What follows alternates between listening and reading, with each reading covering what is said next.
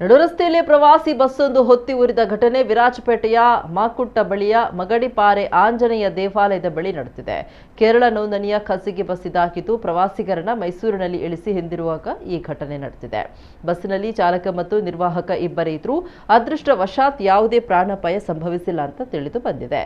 ಅಕಸ್ಮಾತ್ ಪ್ರವಾಸಿಗರಿದ್ದಿದ್ರೆ ಭಾರಿ ಅನಾಹುತ ಸಂಭವಿಸುವ ಸಾಧ್ಯತೆ ಇತ್ತು.